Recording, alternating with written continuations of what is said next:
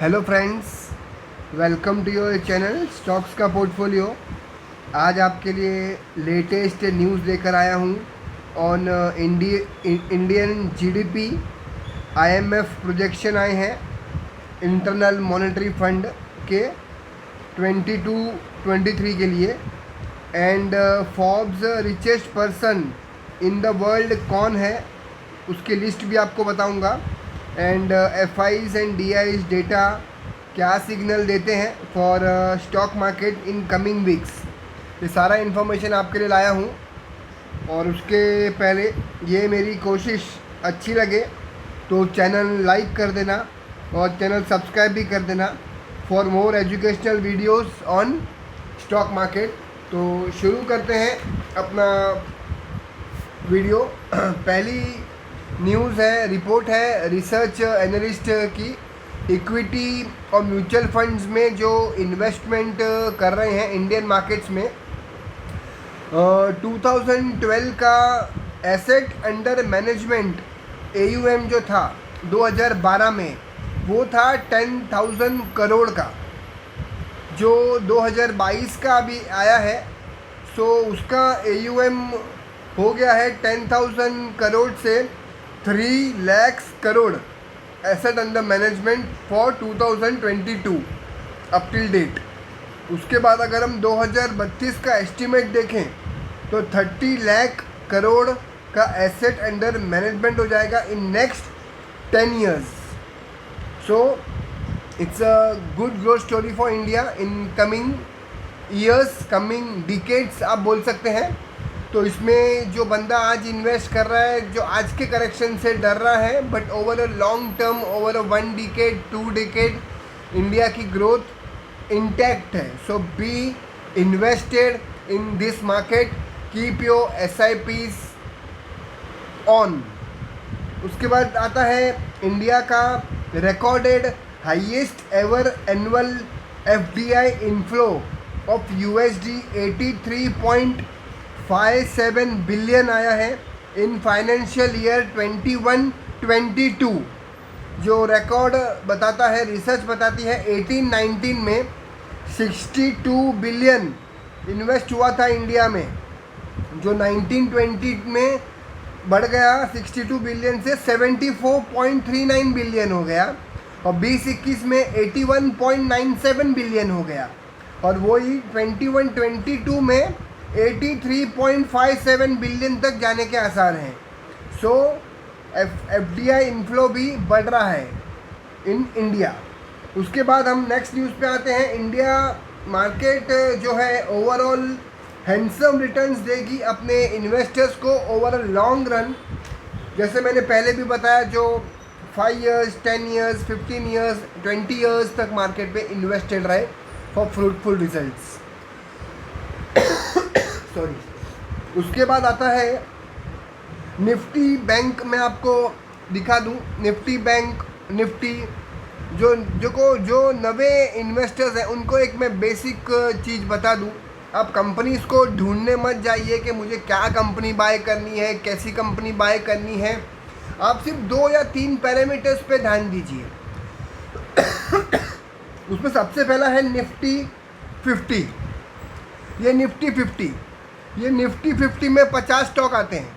आप अपने पैसे के हिसाब से आपको जो कंपनी पसंद है, जो बिजनेस पसंद है, अपनी स्टडी करके उसमें से आप स्टॉक बाय कर सकते हैं। निफ्टी 50 में स्टॉक्स हैं 50। ओके। उसके बाद सेकंड आपके लाया हूँ निफ्टी बैंक। निफ्टी बैंक को भी आप स्टडी कर सकते हैं। निफ्टी बैंक देखिए कितने हैं, 1 2 3 4 5 6 7 8 9 10 11 12। बट ये 12 बैंक में आप नहीं इन्वेस्ट कर सकते। आप 2 या 3 टॉप बैंक्स में इन्वेस्ट कीजिए, आप खुद की स्टडी कीजिए। अगर मैं एज ए इन्वेस्टर हूँ और लॉन्ग रन, मैं टॉप 3 बैंक बोलूँगा तो मैं इन्वेस्ट करूँगा PSU में, SBI में फॉर लॉन्ग रन।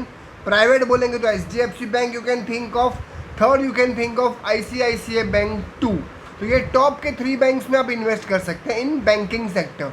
उसके बाद निफ्टी 50 का बता दिया, निफ्टी बैंक का बता दिया। फिर आते हैं निफ्टी नेक्स्ट 50। ये आपको कोई नहीं बताएगा। निफ्टी नेक्स्ट 50 बोले तो निफ्टी की जो 50 कंपनीज़ हैं जो क्राइटेरिया कभी बीट नहीं होते हैं, उनके मार्केट कैपिटलाइजेशन कम हो जाता है या कोई ख़राब न्यूज़ आ जाती है, कोई मैनेजमेंट इश्यू हो जाता है, तो अगर निफ्टी 50 में से वो निकलती है तो ये 50 कंपनियों में से ही एलिजिबल कंपनी होती है जो मेन निफ्टी 50 में जाती है। सो निफ्टी नेक्स्ट 50 की भी 50 कंपनियां हैं, ये भी बहुत बढ़िया कंपनीज हैं, तो निफ्टी नेक्स्ट 50 में भी आप ध्यान दे सकते हैं। तो आपके पास ओवरऑल 100 कंपनीज हो गई है, निफ्टी 50 की 50 और निफ्टी नेक्स्ट 50 की 50।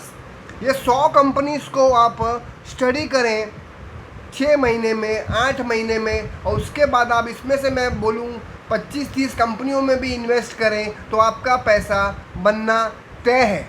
ये सब कंपनीज आप स्टडी कीजिए, आउट ऑफ द 20-30% कंपनीज में आप इन्वेस्ट कर सकते हैं ओवर अ लॉन्ग रन। अपनी स्टडी कीजिए, सेक्टर वाइज, कंपनी वाइज, जो बिजनेस आपको समझ में आता है उसमें इन्वेस्ट कीजिए। आ जाते हैं अभी करेक्शन पॉइंट ऑफ व्यू पे। सेंसेक्स अभी चल रहा है 52,727 पे, हाई है उनका सेंसेक्स का 62,245, करीब 15.5% का करेक्शन है सेंसेक्स में।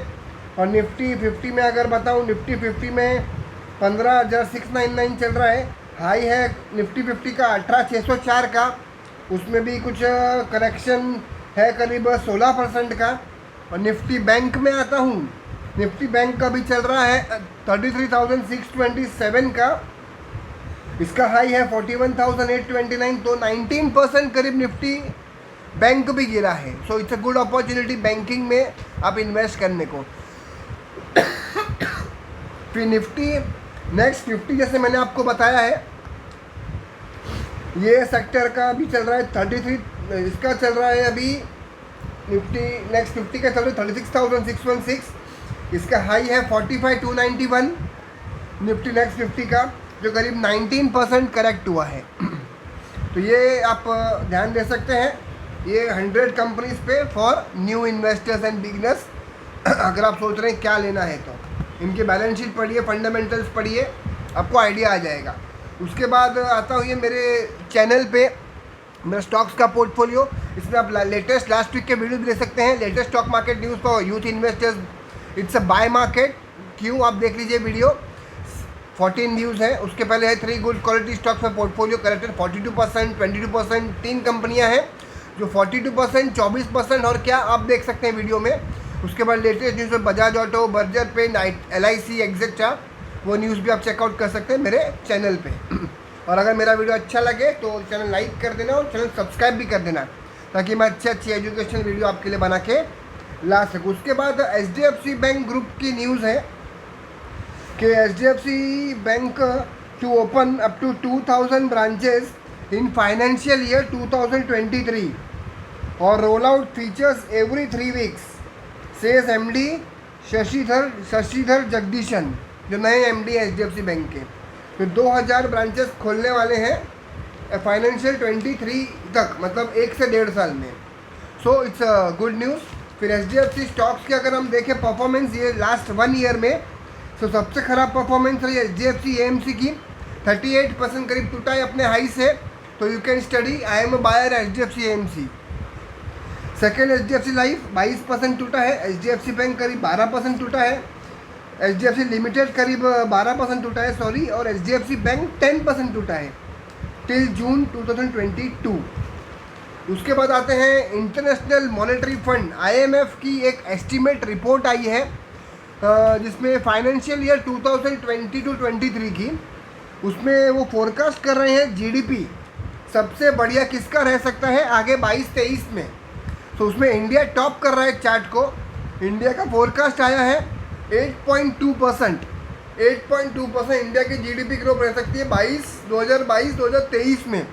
उसके बाद आया सऊदी अरेबिया जिसकी आ सकती है 7.6%, थर्ड है चाइना 4.4% पे, देन कनाडा फोर्थ पे है 3.9%, देन UK 3.7% और फिर USA एंड एवरीवन, मतलब टॉप 5 में इंडिया नंबर 1 पे है according to the IMF estimates.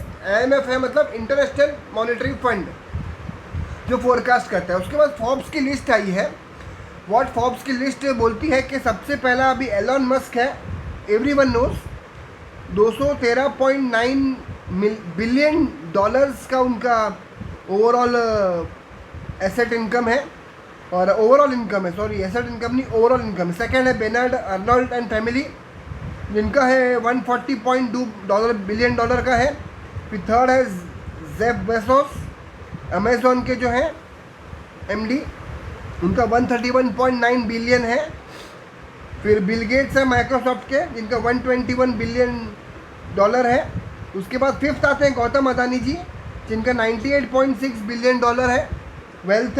उसके बाद आते हैं मुकेश अंबानी जी, जिनका 95.8 बिलियन डॉलर है वेल्थ। उसके बाद है वॉरेन बफेट जी, 93.4 बिलियन डॉलर है जिनका वेल्थ। तो टॉप 7 की लिस्ट में इंडियन फिफ्थ है अदानी जी और सिक्स है मुकेश अंबानी जी। उसके बाद हम आते हैं क्रूड के प्राइसिंग पे।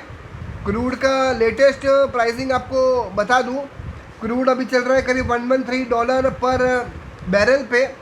और उसमें अगर हम देखें गोल्ड एंड सिल्वर का प्राइसिंग कैसा है, गोल्ड अभी चल रहा है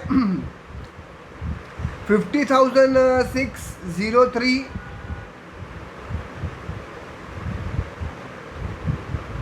गोल्ड चल रहा है 50,603 का रेट है अभी एट प्रेजेंट फॉर से 100 ग्राम्स। और सिल्वर अगर हम देखें, सिल्वर का चल रहा है 59,755 फॉर 1 kg। सो ये गोल्ड सिल्वर के प्राइसिंग से गोल्ड एंड सिल्वर भी as a long term investment अच्छा है।